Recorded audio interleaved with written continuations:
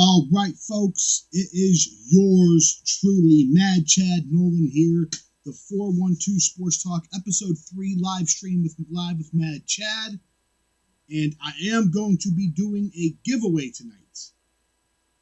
It would help if I unmuted myself, huh? Welcome to the 412 Sports Talk live stream, episode 3, live stream every Sunday, talking Pittsburgh sports, a little different than the podcast, where we're just going to talk about whatever it is I want to talk about, whatever it is you want to talk about. And tonight, I'm going to be doing a giveaway with Pittsburgh Clothing Company. I'll give away a hoodie, t-shirt, hat, backpack, whatever the hell it is you want from their great website. Bro, they got the best merchandise out of any Pittsburgh Clothing Company that I've seen. And I know their name is Pittsburgh Clothing Company, so that's kind of... But you know what I mean. Any local store. And guess what? They didn't try to put a copyright on the 412 area code. Isn't that great? So all you have to do to enter to win this shirt, item, hoodie, whatever the hell it is you want, is comment. Ask a question. Call me an asshole. Doesn't matter. Put a comment with your name in the live chat. I'll acknowledge it. And then you're entered to win. All right, that's it. That's all we have to do. Now, what I'm going to do, I'm sure you saw the title of the episode, Leveon Bell, folks. Leveon Bell. That's who we're talking about. Because when you look at this, Leveon Bell says he would retire before playing for Kansas City Chiefs coach Andy Reid in a social media post. Now listen, I usually don't give a shit what these guys say. I usually don't. I really don't. But at what point do people around the league just like say something to this dude? Like, is there no one in Leveon? Do these guys just seriously surround themselves with enablers and yes men where they're like, yeah, Lev, you're the man. You're the man, Lev. Hell yeah. You were great having like 8 total rushing yards in the postseason after you talked shit for 3 years and threw all your previous teammates and coaches under the bus. You're the man, dog. Like, that's what they surround themselves with. They don't surround themselves with guys like, hey, Lev, like, what are you doing, bro? Like, tough love is necessary. I have friends in my life that will be like, yo, I don't know about that. I don't know if I would tweet that. And I'm not someone with an agency and a publicist, and I don't make millions of dollars. So that means that this man has no one in his life that truly cares about him, and if he does, he just straight ignores him because you're a clown. Leveon Bell is a freaking clown. He is clown shoes. Listen, Andy Reid's not a perfect coach. Andy Reid's probably made some questionable choices in terms of a clock management in his coaching career that maybe have cost. But he is a Hall of Fame coach. He just won a Super Bowl last season. He went to another Super Bowl this season. He's been to 3 Super Bowls with 2 different teams. He's probably going to get to another Super Bowl. He has an excellent coaching tree. He's developed multiple head coaches, coordinators who have jobs. And then you got this clown, Leveon Bell, who's saying, "Oh, Andy, I'll never play for Andy Reid again." Like Andy Reid is losing sleep over it. I can't sleep. Leveon Bell said he'll never play for me again. Oh my God! How can I live with myself anymore? I can't go on. He's checking his phone every day. He looks outside and he can't see colors. He can't smell his favorite smells. He's lost the will to live because Leveon Bell, a guy that didn't even play in the Super Bowl, says he'll never play for him again. Bro, you're a fucking clown.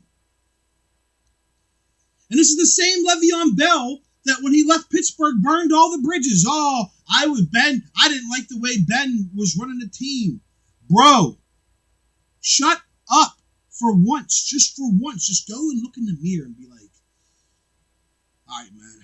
I think at this point it's me. Like when you ever meet someone, whether it's a guy or a girl, and they're always online talking about how they're always single and men ain't shit, women ain't shit, and they're always in a new relationship, and then they break up with that person, and then it's always toxic, right? And some people are probably like, Chad, isn't it? I don't date anymore. That's why. But it's like, and at some point, someone just comes along like, hey, it's you. You're the problem.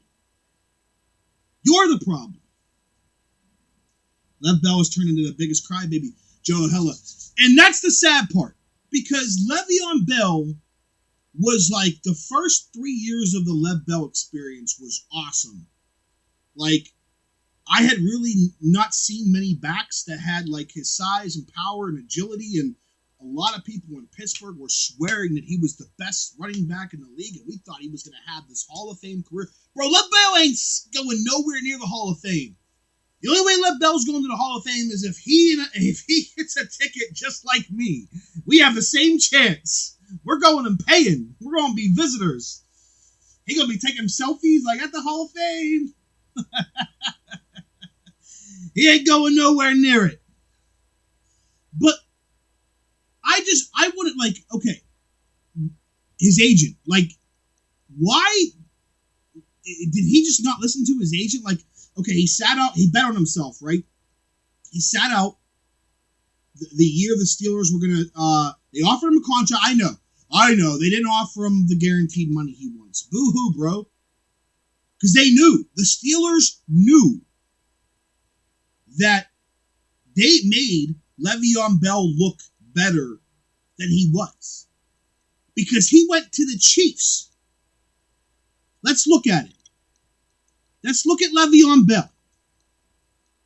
Let's look at his stats.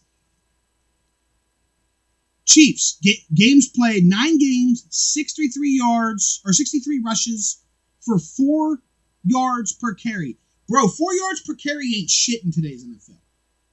It ain't shit. 2 touchdowns.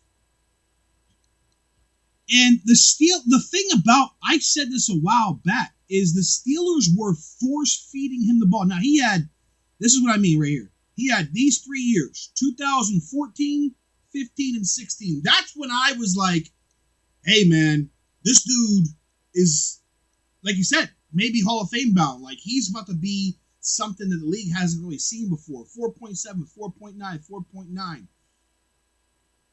But then, slowly but surely, and again, these running backs, like 1, 2, 3, 4, 5, 6, 7, 8. 8 seasons, that's already longer than the average running back career. You taking the fact that dude never had breakaway speed, he's really hasn't taken care of his body, he's had injuries, like he's washed. I'm sorry. And I'll sit here and eat crow if I'm wrong. Lev Bell is washed. He's washed. Dude has 2 touchdowns in the last 11 games he played. He's washed. The Steelers and he were a great combination because at the time, the Steelers had one of the better offensive lines in the league. They had a cerebral passing attack. And he benefited from it. And sure, he was good. I'm not trying to deny that Le'Veon. I'm not going to sit here and be a fucking hater and be one of those guys like Le'Veon Bell was never good. He was good. But I don't think he was the all-world running back that people thought he was. I think he was an above-average running back that also benefited from an above-average offensive line that their primary focus was passing the ball. And I think he got badly exposed whenever, the Steelers' offensive line started to diminish its skill a little bit. And then when he went to the Jets, and here's the thing, I don't care that like the excuse is, well, he went to the Jets and Adam Gase sucks and the Jets suck. That's his fault. That he shouldn't have went there. But he wanted the money. No one in his corner said, hey, listen, I know you're going to get the max amount of money playing for the Jets, but maybe it's a better idea to take the second or third biggest contract offer and play for a better team, because you could probably make up the money that you're not getting in the guaranteed contract. You could probably make up that money in incentives and stuff like that, because the NFL contracts are loaded with incentives. If you get this amount of touchdowns, yards, go to the Pro Bowl, so he could have made that money up, but he didn't, because Lev Bell has tunnel vision.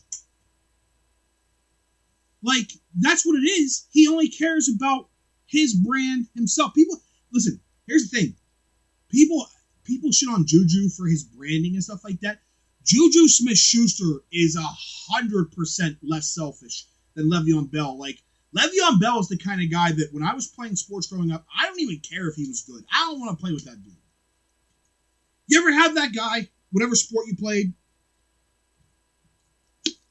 whatever team sport you played, you knew they were good. Like, we had this one dude, right? I can't remember his name. Black kid. I mean, he was literally fast as lightning. We used to go play football, no pads, full 11-on-11 tackle football up at my high school stadium, right? And this kid would show up. I cannot remember his real name, and I don't want to throw him. I mean, I'm not trying to be like that guy, but like, he would show up, right? And the minute he showed up, he was, hey, yo, give me the ball, and he would run around. He was great. I mean, he probably ran like a 4.40, and he would break. I didn't want to play with him because all it is he just wants the ball, and that's it. And like, I don't want to play with that dude. I don't even care, man. I don't care if he's the best player in the world. When you have that kind of me attitude, I don't want to play with you. I really don't. And I know this is different. This is business and stuff like that. But I guarantee you, if you went off the record and talked to people that play with Leveon Bell, they would feel the same way. They'd be like, nah, man, he ain't worth the headache. Like, he's really not. Like, at this point, you're a washed-ass running back. Why don't you work on gaining some speed and some ability and getting healthy and in game shape, as opposed to talking shit on Andy Reid, bro? Andy Reid's going to be in the Hall of Fame. You're not. You're not shit compared to Andy Reid, and you're not shit compared to Ben Roethlisberger. Like, enjoy their Hall of Fame ceremonies. While no one listens to your soundtrack, I got the same amount of people listening to this live stream that you guys listening to your goddamn rap album. Clown shoes. Chris Ross, you think if you're playing for a better team for slightly less money, you may prolong your career and potential earnings long term. You nailed it, bro. And and again, so we don't know. We don't know what's going on behind the scenes. Is nobody in these players' camps that do this stuff? Because there are. Nathan McKinnon and some of the guys in Colorado, Taylor Hall, and again, hockey and football culture, a little different. But look at Tom Brady. Look at Tom Brady. He knew that if he sat there and took a $400 million contract, the Patriots were going to be ass.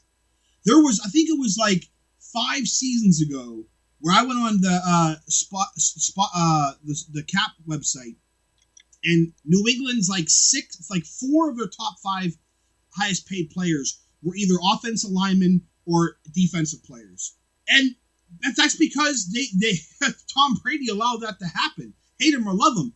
Now listen, I'm not asking for Lev Bell to take, because Tom Brady's in a different situation. He has career earnings, and running backs have a short life, so I'm not going to try to do that. But yeah, if the Jets offered you $60 million and $35 million guaranteed, let's go back. Lev Bell contract offers. I just want to see, because didn't the Ravens offer him a contract? Didn't the Ravens? So the Steelers offered him a 3-year, $47 million contract. $10 million roster bonus that would have been paid out as soon after signing the deal. So he would have got $10 million as soon as he signed that deal. Then they made another offer that was up to $70 million over 5 years and included more than $30 million over the first 2 years. Now, listen, let's be honest. The Steelers, in hindsight, are glad that Lev Bell didn't sign that contract, because they were already in cap hell the last 2 years. Can you imagine if they would have been paying Le'Veon Bell in between $14 and $20 million a year? I mean, my God. And here's another fact. Now the Steelers needed to draft Najee Harris because their running back room was terrible. But let's be honest. What to me exposed that Lev Bell was a product of the system was James Conner is probably like a mediocre running back. He's not a bad player, but James Conner is not, like, if he's your starting running back, it's like a 60-degree day. It's like, it's nice. But James Conner went to the Pro Bowl. James Conner had over 1,300 yards and over 10 touchdowns the year that Lev Bell sat out. That right there should have triggered everybody going, listen, he ain't worth the money. I don't think running backs in general are worth these huge contracts. Because here's the thing, it's like paying goalies in hockey. Like, if your running back's injured or if they're not performing up to the standard, like, you're fucked. You have no other, you built your cap and your team around that player. And when that happens, you shoehorn yourself. That's what it's called, shoehorning yourself. Derrick Henry might be one of the few exceptions in the world that is probably worth building a team around. There's Christian McCaffrey is probably in that category. Listen, I gotta be honest. Leveon Bell has not been on that level since 2016, and that's a long way away, man. That's 5 years. That's an NFL career for a running back. So it is what it is. Like, I just want someone to be like, bro, you're a fucking clown. Shut the hell up. And it's weird because where are the players at? I know they have this like brotherhood and stuff like that, but where's someone out there being like, I want to see someone come for Lev Bell and be like where's the Andy Reid? Where's the people on the Chiefs telling Andy Reid like, yo, you didn't even play. Like, I had these clowns, right, that hate Big Ben. They hate Big Ben, and they were so butthurt that Lev Bell left the Steelers. Oh, the Steelers should have paid him. The Steelers should have paid him, bro. No, they shouldn't have. Antonio Brown at least contributed to his Super Bowl. I still wouldn't want Antonio Brown on my team either. I mean, the Tampa Bay Buccaneers were stacked, and they won that Super Bowl primarily because of their defense. But AB at least contributed. He caught multiple touchdowns in the postseason. Lev Bell and I had the same amount of yards in the Super Bowl. Think about that. Shut the fuck up. Please. I am so tired of these clowns talking like, bro, look at these stats. They're not even good. Like, you have 3 touchdowns in your last 11 games. That is trash. 5 touchdowns in his last 24 games. Trash. And you were trying to get $60 million. And now he's fucked up because he's lost out on all that money. If he would have just sucked it up and played for the franchise tag in 2018 for the Steelers, he would have $14.5 million more in his bank account. Connor Bukowski, running backs remind me of goalies. Yeah, I mean, I think goalies are even more important than running backs. I think running backs are replaceable unless you have a Derrick Henry or a Christian McCaffrey. Like, if you have a really rare, once-in-a-lifetime running back that can do everything, that can pass protect, catch, break tackles, all that stuff, and have game-breaking speed. But I would still, if I'm building a football team, a running back's one of the last things I'm worried about. I'm worried about quarterback, I'm worried about offensive line, and then I'm worried about my edge rushers. In today's NFL, you have to be able to pressure the quarterback. Look, go watch the Super Bowl again. People will give Tom Brady all the credit in the world because he's Tom Brady, but that game was won at the line of scrimmage. Leonard Fournette's not an elite running back, but my God, did he look good in the Super Bowl? Well, it's easy to look good when your goddamn offensive line's pushing the other team 10 yards down the field. I could have ran behind some of those holes. So you're building a team, you want an offensive line and an offensive line. These guys do not get enough credit. Like and again, the Steelers, look at last year. Look at the Steelers' offensive line from 2017 when they had a top 5 offense and they had David DeCastro and Pouncey, and Villanueva was still a good player, and Ramon Foster. They had a great offensive line, And that's why they finished in the top 5 in pretty much everything. Yards, points, everything. Yeah, it's great. Ben was fucking tossing bombs down the field. He had a great year. Lev Bell had a great year. And then look at last year. They couldn't... The difference between having a good offensive line and a bad offensive line is night and day. And $60 million for Lev Bell, I mean, any GM that would have offered that contract should have been fired on the spot. Go get yourself a Pro Bowl tackle and a Pro Bowl guard, and you can put mediocre guys back there, like a James Conner, and they'll go to the Pro Bowl. He tweeted 10 minutes ago. I did not. Lev Bell. Lev Bell. And he doesn't have... The first tweet that came up was Leveon Bell is who we thought he was. Let's see what Lev Bell tweeted. Here's a great tweet right here by Damon Amendolara. So Leveon Bell hates Andy Reid, Adam Gase, Steelers front office. It might be you, dude. Just say that's a great tweet. Where the hell? Oh, there he is. Okay. He still has all-pro running back in his bio, by the way, bro. That was 5 years ago. So you can love me or hate me, but I'm going to be fine regardless. I'm just giving you a small version from my point of view. I'll admit that something... there's more. Hold on. He's tweeting... he's tweeting a lot. What the fuck? All right, hold on. Okay. Leveon Bell. I said what I said. I'm not going to do that because someone's going to call me racist and everybody... that's not me. I said what I said and don't regret at all what I said. For those who have a personal problem with me, because of what I said, that's fine. You have your right.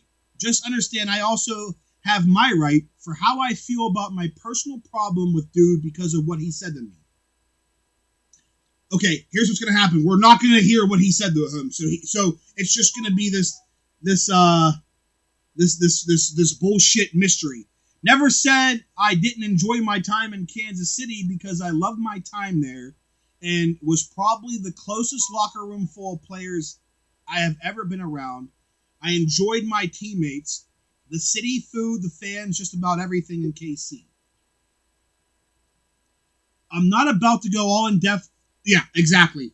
I'm not about to go all in depth on why I feel the way I do, but I have my right to feel the way I do. The only thing I would change is commenting on how I really felt on social media.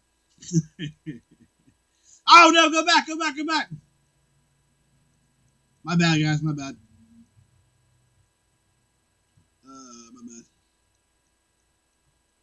Getting too click happy. Okay, where we at here? I'll admit that's something I could have and should have kept to myself. I apologize that and that only, but I don't regret what I said because that's how I feel. So you can love me or hate me, but I'm going to be fine regardless. I'm just giving you a small version from my point of view on why I said what I said.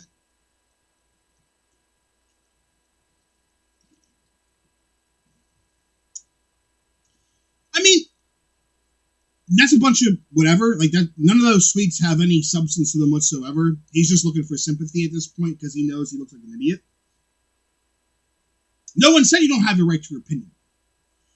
But A, what did he say to you? Say it, because now people are gonna guess. That's the worst thing. Are you implying that he said something about your skills, about your personality? Or are you implying that he said something like bad that he shouldn't have said? Like, we don't know. So now people are going to guess. Now, watch tomorrow. Leveon Bell says Andy Reid said something that, like, what did he say? Maybe he said you're a washed up fucking clown and your rap sucks. Is that what he said? Because I'll send Andy Reid a fucking box of cheeseburgers right now if that's what he said. And a milkshake.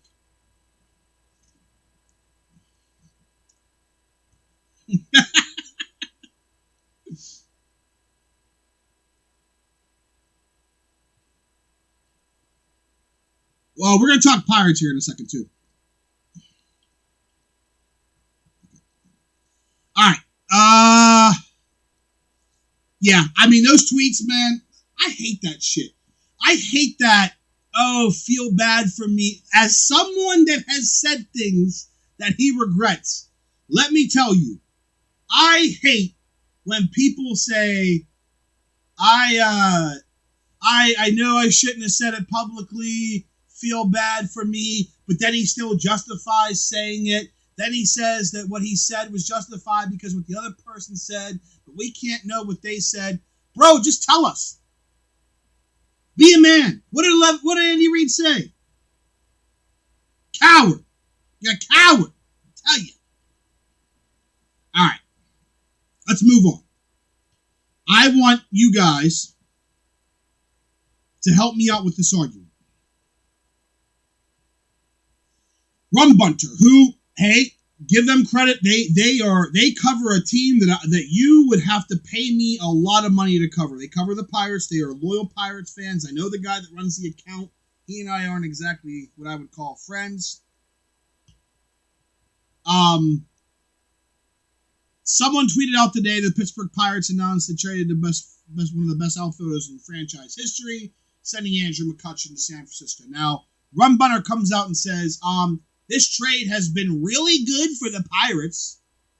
Reynolds has been a better player since Kutch, dating back to Reynolds' debut in 2019, and is trending upward with 5 more years of team control.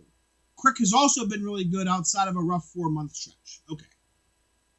Great. I'm not downing that. I'm not a baseball guy. You guys know that. I go to the games. I used to go to a lot of Pirates games, man. And they were fun. And I made a lot of great friends. Now, when the Steelers let a player go that has a lot of fan support, I have always said, listen, thanks for the memories. I know you were a fan favorite. It's time to move on. It's best for you. It's best for the team.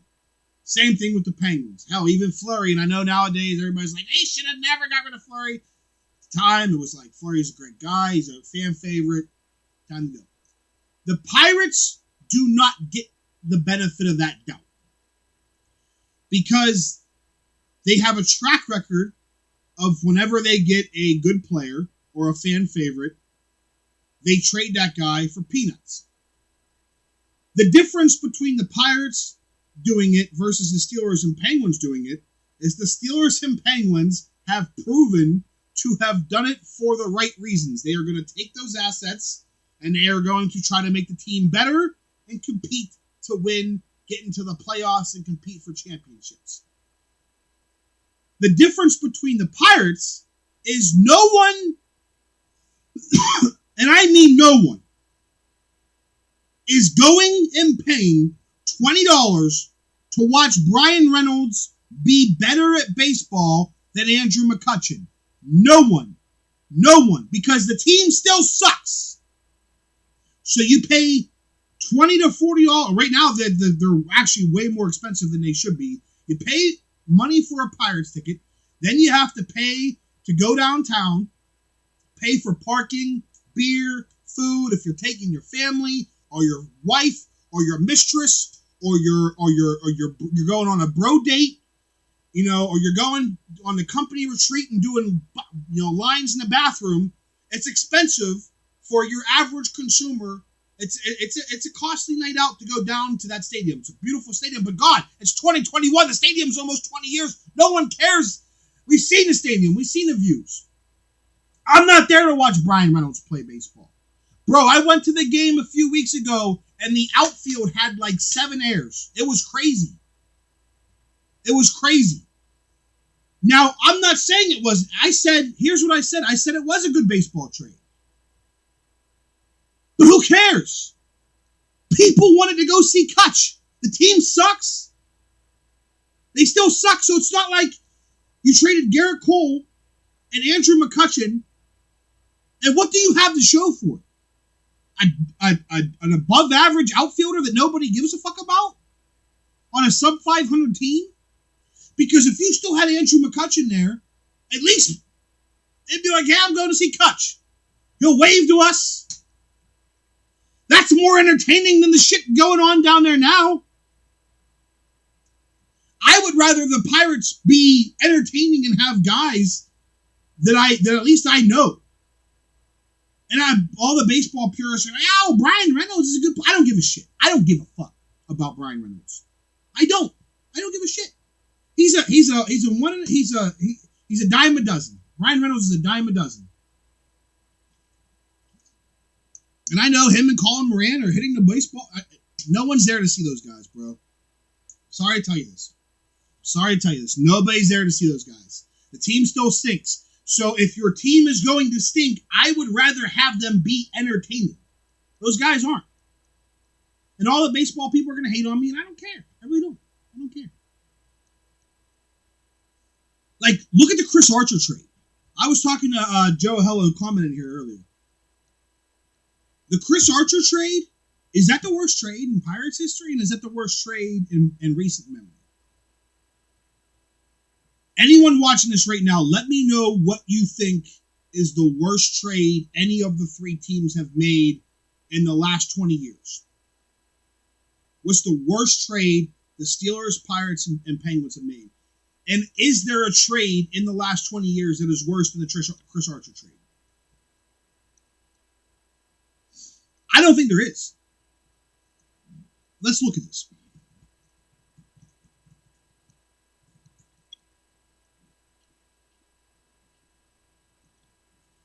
Chris Archer was acquired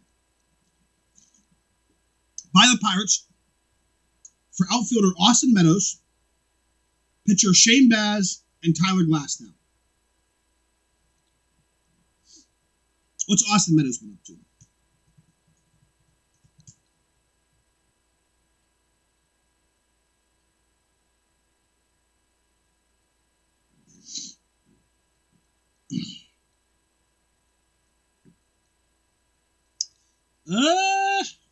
So Austin Meadows made the All-Star team 2 years ago.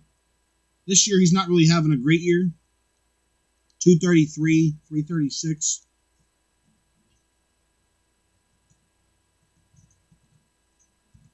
But again, he's a starting outfielder, and he's young. Tyler Glasnow.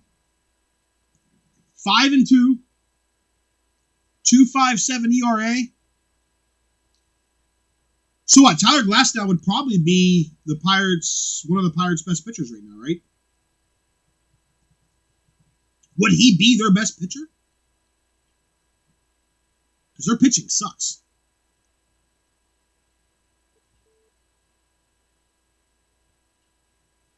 Brian Reynolds is having a good year. I'm not going to lie. But still, no one's there to see him. All right. Pitching.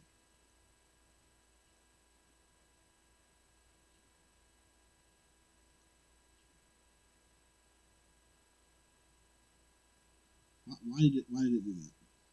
This website sucks. Tyler Anderson, I saw that dude pitch live, and he is fucking ass-tastic. All right. So, yeah, I mean, these guys, their rotation is trash. Their rotation is utter garbage. Utter garbage.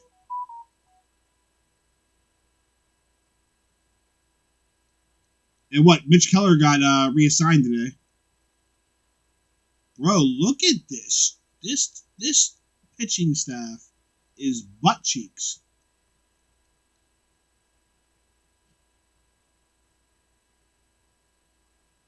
Who was the guy? I went to the game 2 weeks ago.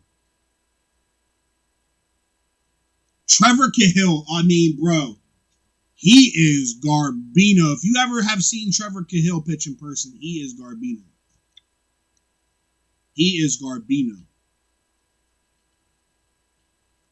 I think the Chris Archer trade,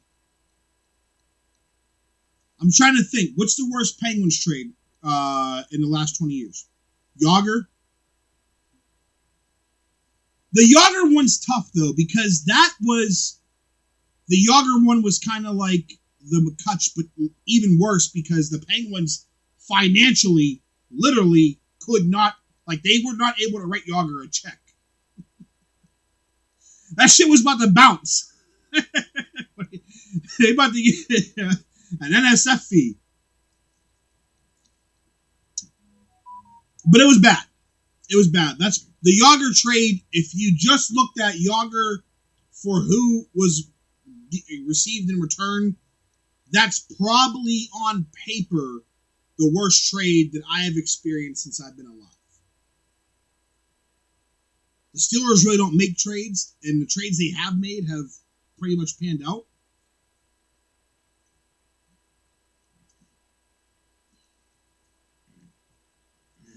Ryan Reeves, yeah. That's probably the worst one in the last decade. Giving up Oscar Sundqvist, who, whatever, he's a bottom six forward. He's a quality bottom six forward. But in hockey, it's about assets. Oscar Sundqvist was still a better player and a better asset than Ryan Reeves. And so you got a worse player with less value, and then you actually traded a first-round pick for a second-round pick. So you literally lost twice. Like, usually in a trade, it's like, I'll give you this good thing that's better than this thing, but you have to give me this asset that's better than this asset. So they kind of, it's like division. It's like fractions. They cancel each other out. But the Penguins were like, we'll give you this better asset for this worse asset, for this worse asset, for this better asset. Now, the Brassard trade did not work. But let's be honest, Jared McCann's pretty fucking good, man. If they had just traded Derek Brassard for Jared McCann. Oh, no. Okay, so we're talking about the original Derek Brassard trade. Okay, hold on. I mean, they traded Derek Brassard twice. Because they won the Brassard trade the second time. The first time, they gave up Philip Gustafsson.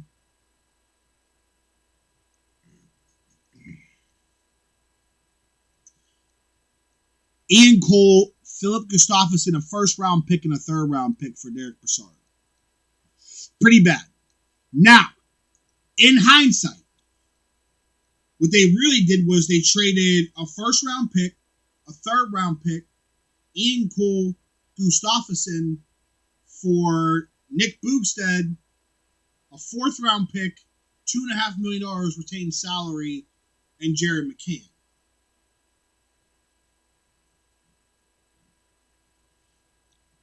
I'm not gonna lie, bro. Chris, like, when Derek Brassard came to Pittsburgh, I was like, hey, where's time to three-peat? Because I always thought Derek Brassard was really good. And he was a pain in the ass to play against. And I was like, you got Malkin and Crosby and Gensel in the top six, and they were tearing it up. And now you're bringing in Derek Brassard. I was getting the champagne ready for a three-peat. That team was so tired, though. You could see it, man. You could see it. I mean, I will never fault the Penguins for not three-peating in what I would consider the hardest sport to win a championship in. And that's a subjective opinion. There's probably going to be people in here saying, football, the Super Bowl, the NBA, Major League Baseball. I don't care what anybody says. The Stanley Cup's the hardest sport to win. So many more things have to go right. Hockey, to me, has the most luck involved. I will never fault that Penguins team in 2018 for not winning a third cup. And the fact that they won 6 games that postseason, so they were only 10 wins away from winning a third consecutive Stanley Cup, is impressive in itself. And it's weird that it didn't pan out. Like, Derek Brassard literally looked like he didn't fit. Like, I've never seen anything like that. Because when he went to the Islanders, he was actually good again.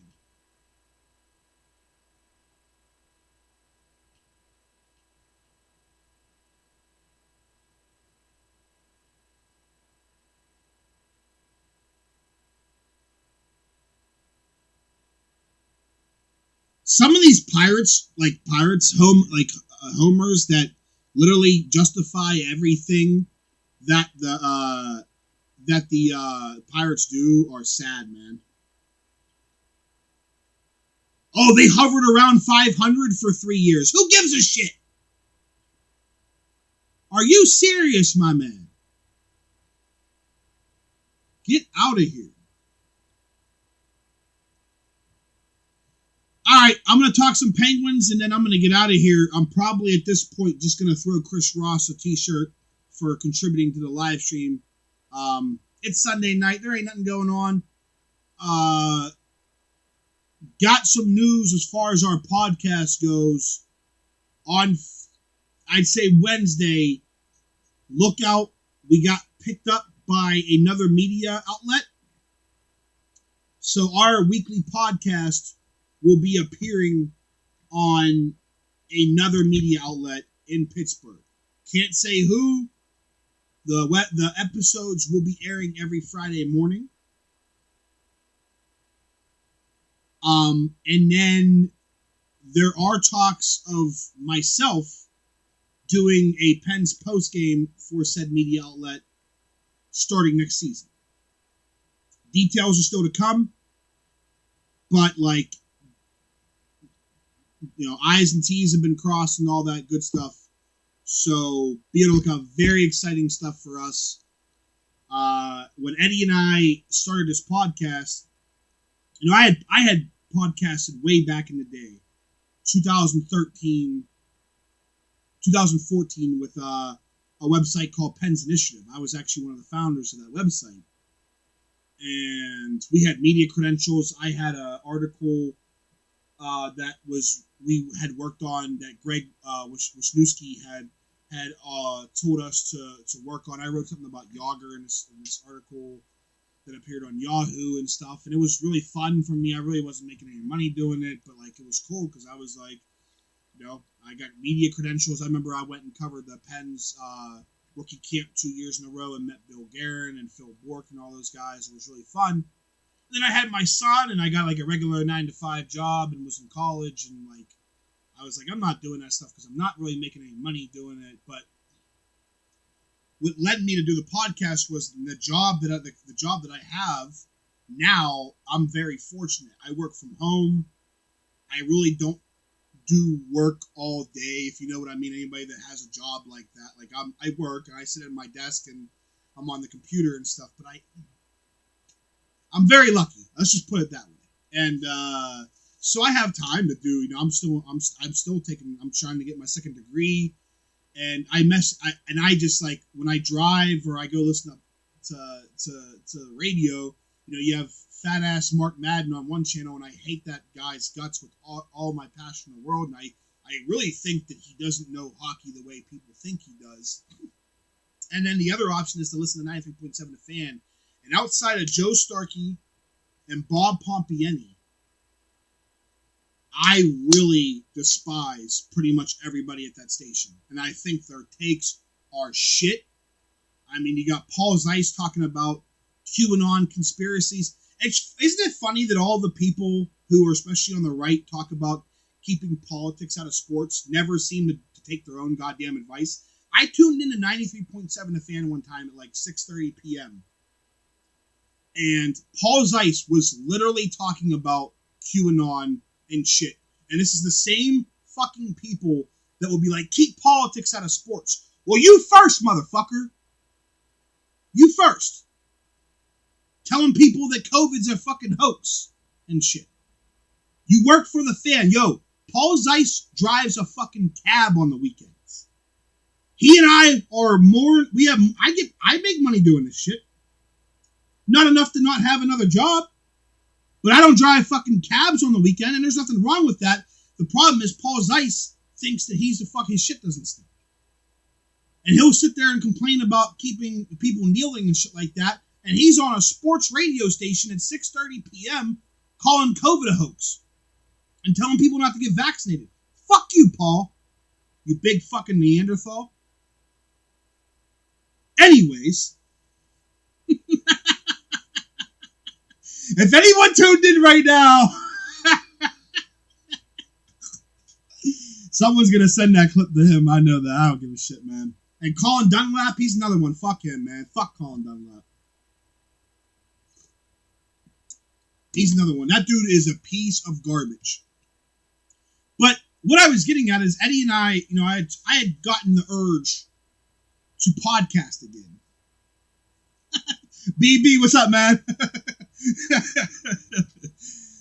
I had gotten the urge to podcast again, and Eddie is, for those that follow our podcast, Eddie is very talented in all the technical stuff.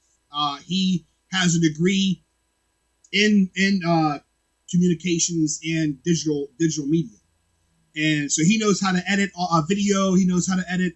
He's a pastor, and I was like, hey man, I need a straight guy, right? Like, and me and Eddie know what we're doing. Eddie is the straight guy. He's the MC. And then he kind of, the show kind of runs off of me going on these tangents. And then the other thing, I was like, I want to have guests on because obviously people aren't going to care what I have to say all that much, right? I have my little audience and that's it. So I want to bring on the Jesse Marshalls, the Josh Yoe's, Dejons, players. We had Trey Essex on, all that stuff. And it's great. But I didn't want to do the same old, like, if you listen to enough radio interviews and sports interviews, you'll see that it's the same thing over and over again. I remember I was listening to The Fan the one day, and I listened to 3 different shows that day. Because sometimes I do want to just hear what they're doing. And they had 3 different guests on from the NFL Network that day. And they asked the NFL Network guests the same questions every single interview to a T, every word for word. And it was just such cliche, like, what do the Steelers need to do to avoid doing this next week? And I didn't want to do that, man. I want to have a conversation like a human being. Because when I'm with my friends, when I play PlayStation with my friends and we're in a party chat, we talk about sports. And I want to talk about sports the way that I talk about sports. I don't want to sound like a fucking weirdo robotic DJ. I want to talk to somebody because, like, when we had Danny on this week from Penn's blog, like, I can sit there and we can go through player by player and what is this guy's core sign and what do you think they should do about this? No, man, we're gonna joke. I want to know about you. Like, I was telling, like, we're going to do a crossover episode with the Around the 412 guys this week. And I don't know if you guys are fans of them, but I think they're doing a great job. And I'm not just saying that because I don't want to beef with them. Dude, they have fucking players on their channel. Like, that's pretty good for amateurs, right? They do the same shit I do. They DM people, hey, would you like to be on our show? Here's our channel. And they get people on. And that's awesome because, to me, it tells the other guys, listen, we can do this shit just as good, if not better, as you without the resources. So we're going to have them on. And again, it would be very easy for me to bring Zach on and be like, man, what do you think the Penguins should do this offseason? Well, I think they should do this. Oh, cool. Yeah, I think they should do this. No, I'm going to bring him on and talk about how he built his audience, what his plans are in the future. What his advice would be for anyone else that wants to start a podcast in Pittsburgh or in sports in general and that stuff. I want to have conversations that are interesting to me and not just your mundane, robotic questions that you get every single fucking day. Eric Bowser, great timing. Chris Ross, Madden acts like he's a great interviewer and he asks yes or no questions most of the time. I will say this. Mark Madden, his best quality as an on-air personality is 100% his interviewing ability. I just don't think Madden cares anymore. Because I'm not going to lie. When I was a kid, when I was in 8th grade, I fucking loved Mark Madden. Mark Madden was the reason why I wanted to do shit like this. He was very entertaining.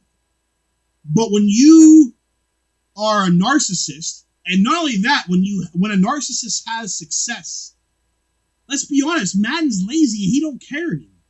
It happens to a lot of people. He made his money.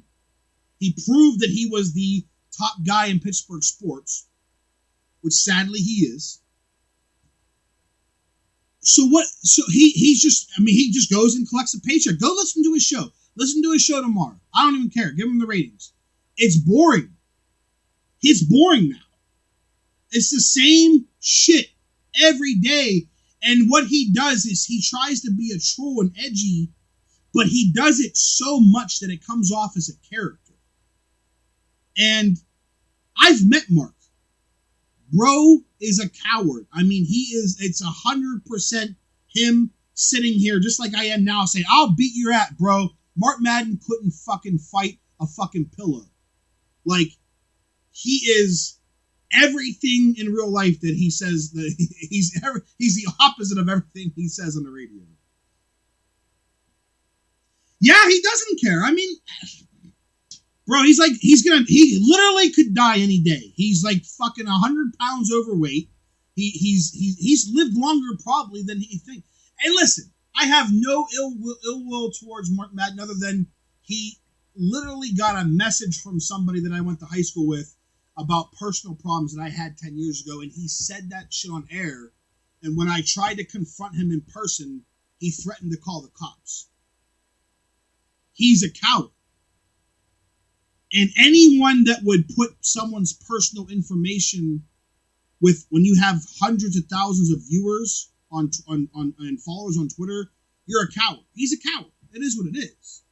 And I have him blocked on Twitter because I don't ever want to see his shit takes. And I don't want him to be able, fuck you. Like, I don't want to deal with this shit. He looked athletic against Mean Gene. And, dude, it's crazy. I was gonna do not a documentary, but like a YouTube video about Madden because, like I said, when I was in 8th grade, 9th grade, when I was in high school, I was infatuated with the show. But that's what really that appeals to, right? He would have strippers on. Let's be honest, though. Let's be honest. Mark Madden, if you go listen to Howard Stern, from like 98 to 2005, and I think Madden admitted this, he literally stole his show, like segment for segment, and then he just made it about Pittsburgh sports. Because I would listen to the Howard Stern show, they would play the Howard Stern show on the X at I think it was like 6 in the morning until 10, and then I listened to Madden at 3 o'clock until 7, and they were the same goddamn show, except Howard Stern is funnier and smarter than Mark Madden. And again, Mark Madden's another one where he wants to keep politics out of sports, but he doesn't really mean that. Mark Madden and Paul Zeiss want you to keep your liberal-ass politics out of sports, but their right-wing, conservative, libertarian views they want to keep in sports. And it's it's just hypocrisy at its finest.